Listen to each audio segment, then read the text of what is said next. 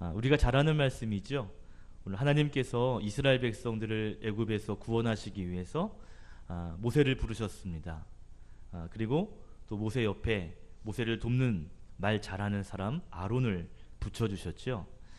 오늘 우리가 읽은 내용은요, 모세와 아론이 바로 이 애굽의 왕 바로를 만나는 첫 장면을 기록하고 있습니다.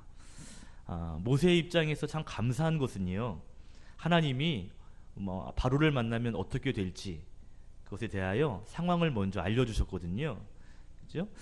성경에 보니까 바로를 만나면 바로가 이렇게 반응할 거다. 그러면 너는 이렇게 대응해라 라고 말씀을 하시죠. 얼마나 감사한지. 그죠? 바로를 만난다는 것, 특별히 애굽의 왕을 만난다는 건 참 공포스러운 일일 겁니다. 모세의 입장에서.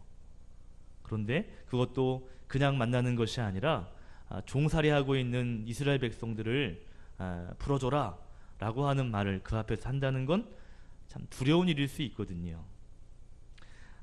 그런데 하나님께서 어떤 일이 일어날 것인지 말씀해 주시고, 그리고 그때 이렇게 대응해라 라고 말씀을 해주고 계시죠.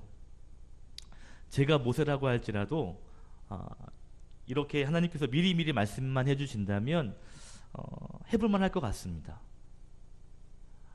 앞으로 되어질 일이 이런 일이 있어. 그러니까 걱정하지 말고 침착하게 이렇게 대응하거라. 이렇게 늘 친절하게 말씀하시면 일하기 참 편리할 것 같아요. 8절에 하나님께서 모세와 아론에게 말씀하시죠. 그 내용이 9절입니다.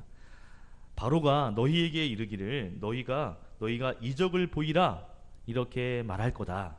그러면 모세 너는 아론에게 말해서 너의 지팡이를 던져라. 그러면 바로 앞에 그 지팡이가 뱀이 될 것이다 라고 아주 친절하게 말씀을 하십니다. 선견지명이라 그러죠. 다가올 일을 미리 알 수 있는 지혜.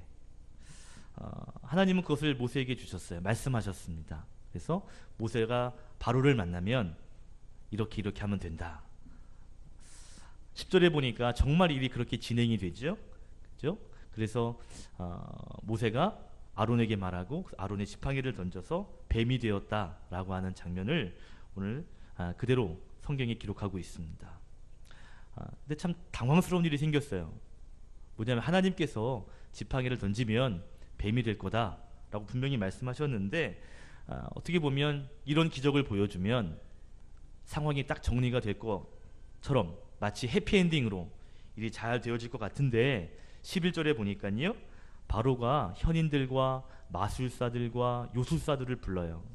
그리고 모세와 아론이 보여준 지팡이가 뱀이 되는 기적을 그들로 행하게 합니다.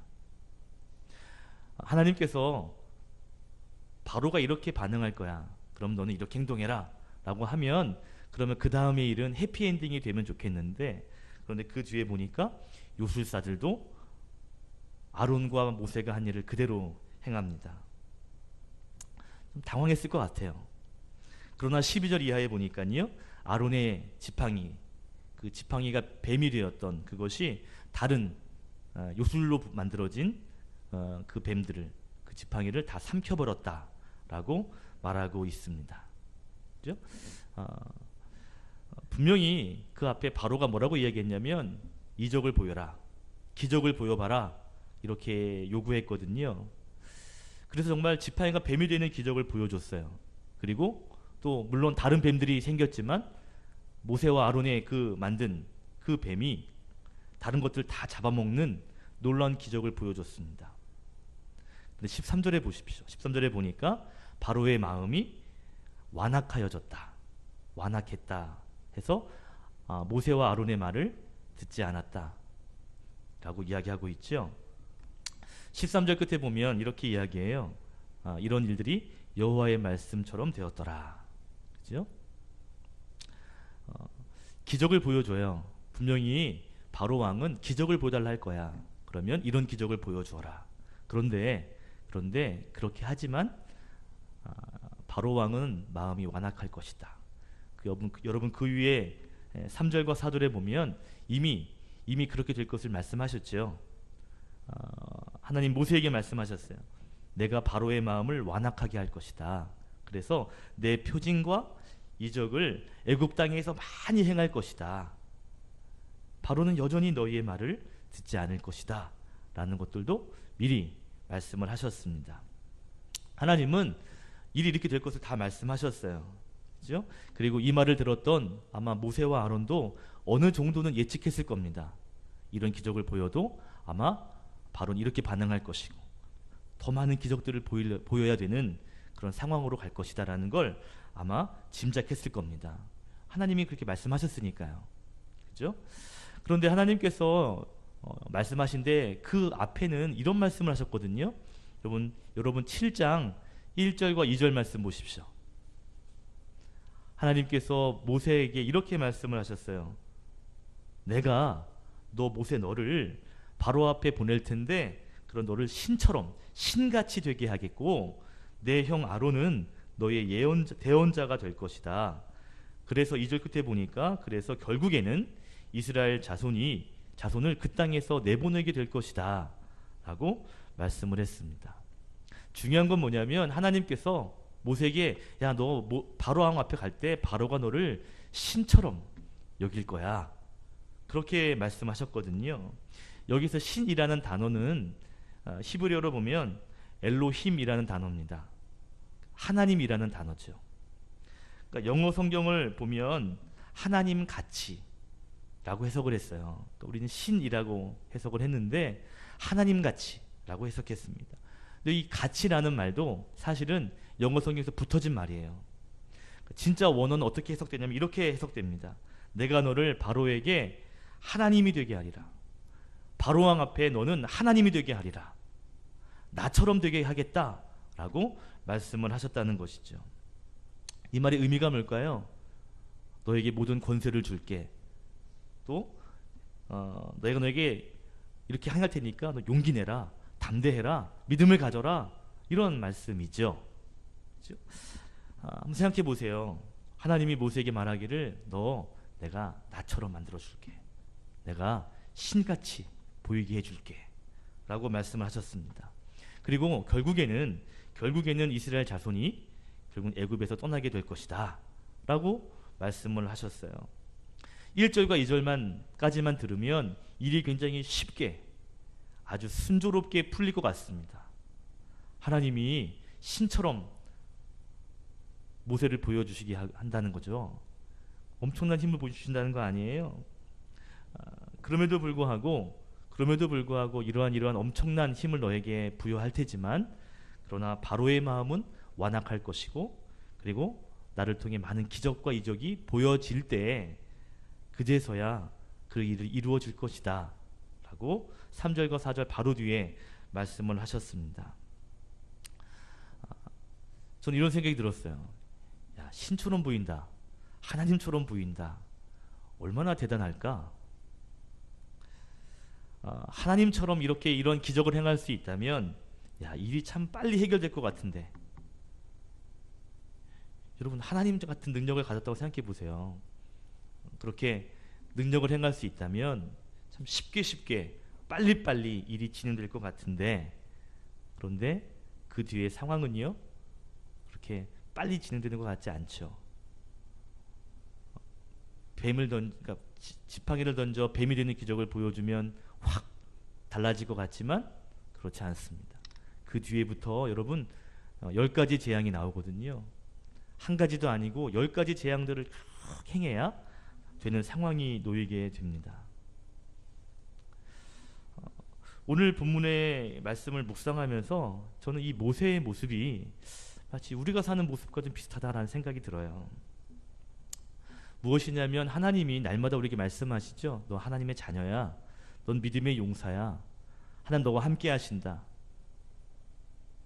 내가 너를 통해 일할 거야. 두려워하지 마라. 항상 우리에게 주일날 또는 여러 말씀으로 말씀하셔요. 두려워하지 마라. 용기 내라. 내가 너와 함께 한다. 넌 나의 자녀다. 늘 말씀하십니다. 때로는 우리가 삶의 자리에서 놀라운 기적들도 체험해요. 내 힘으로 할 수 없는 일들 가운데 저 하나님께서 놀라운 일을 하실 때가 있습니다. 우리는요 기적도 체험해요. 하나님 일하심도 체험합니다. 은혜도 누려요.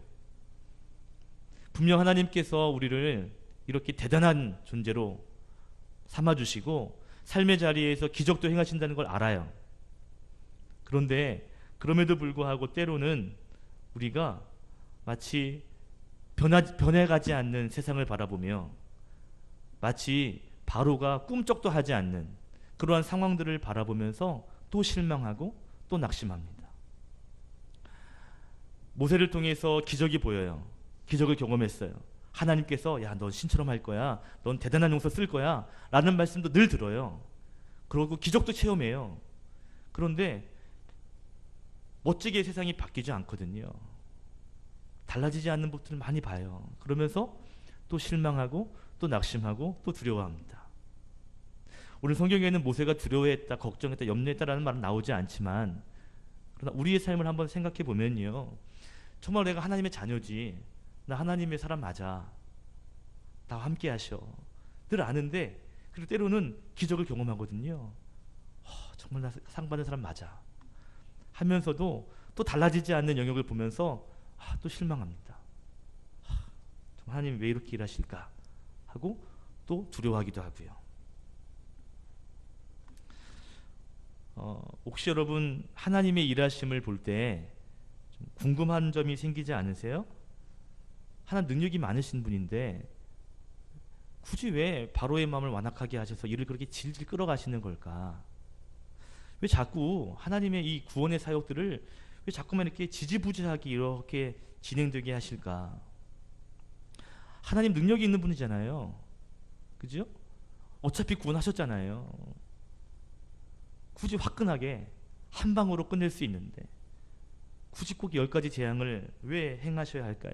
아니 어차피 그렇게 마지막 10번째 재앙이 장자의 죽음을 통해서 하실 거라면 첫 번째부터 그냥 장자의 재앙으로 밀고 가시면 그럼 꼼짝할 수 없이 풀어줄 것 같은데 마치 외퉁수에 걸린 것처럼 이렇게 하면 안 될 것 같은 위치로 만들어 보면 그러면 바로가 두 손 들고 하나님 하십시오. 이런 일을 하나님이 이룰 수 있잖아요. 하나님이 능력이 많으시니까. 그런데 왜 일을 지지부진하게 하시냐는 거죠. 왜 굳이 지팡이를 던지고 이런 기적을 보여줘도 그의 마음에 다 받기지 않을 거라면 왜 굳이 이런 능력을 행하게 하시냐 이 말이죠. 한 방에 하시면 될 텐데 굳이 왜 이렇게 시간을 끄시는 걸까?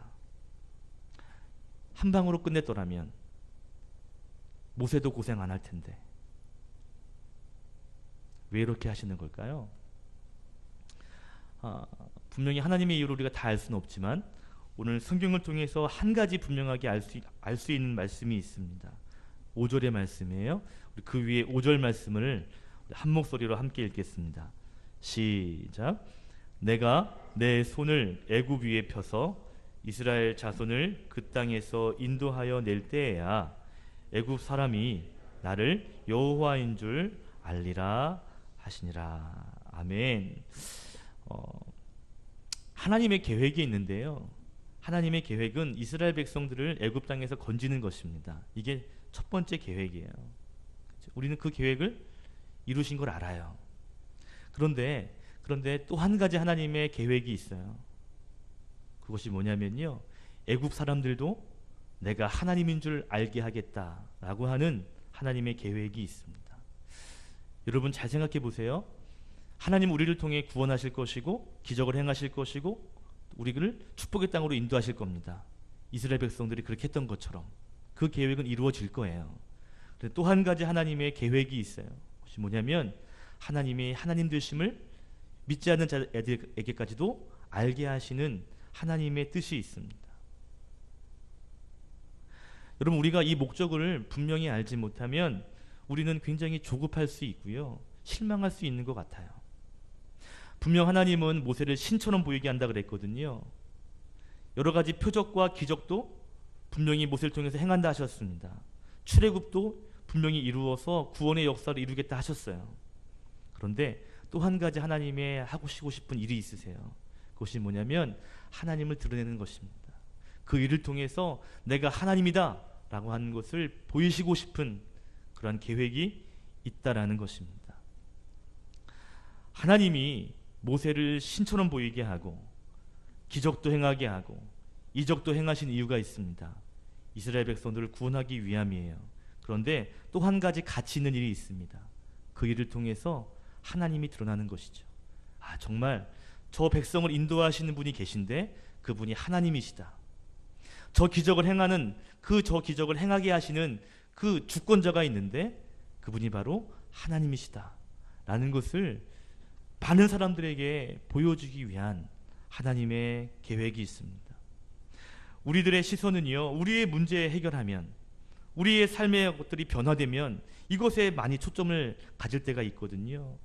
그래서 우리가 때로는 기적을 경험하고 때로는 하나님 일하심을 경험했음에도 불구하고 때로는 그 밖의 일들이 해결되지 않을 때 우리는 조급해합니다. 그리고 하나님을 의심할 때가 있죠. 제가 요즘 저를 이렇게 돌아보는 시간을 많이 가졌거든요. 그런 마음이 있더라고요. 하나님께서 우리에게 부응하게 하셨습니다. 잘 되게 하시고 계십니다. 그런데도 여전히 제 안에는 조급함이 있습니다. 빨리 안 되면 어떡하지? 이런 조급함이 있습니다. 하나님께서 지금 우리 삶 가운데, 우리 교회 가운데 놀라운 일들을 행하셨거든요. 그런데도 불구하고 아직도 부족한 게 있어. 아직도 빈자리가 많아. 라고 하면서 하나님의 일하심, 하나님의 하나님 되심을 보기보다는 그 되어지지 않은 것들을 바라보며 조급한 마음을 가질 때가 있다는 겁니다. 오늘 신방으로 다은이를 만나고 왔어요. 유아세를 위해서 부모 교육을 했습니다. 교육하고 나오는데 다은이 아빠가 쫓아나왔어요. 그러면서 목사님, 드릴 말씀이 있습니다. 말씀하세요. 목사님, 만약에요, 이건 정말 만약인데요, 만약에 다은이가 잘못되면 그러면 장례는 어떻게 진행되어야 하는 건가요? 라고 물었어요.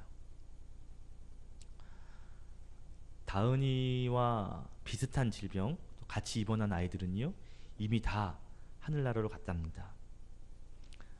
늘 고백하기로 뭐라고 고백하냐면, 목사님, 다은이가 이렇게 남아있는 것, 살아있는 것, 견디고 있는 것이 하나님 기적입니다. 하나님 축복입니다. 라고 이야기합니다. 분명 기적이죠. 그런데 한편으로 보면 하나님의 일하심이 부족하다고 느끼게 될 때가 많습니다. 그리고 실망합니다. 낙심하죠.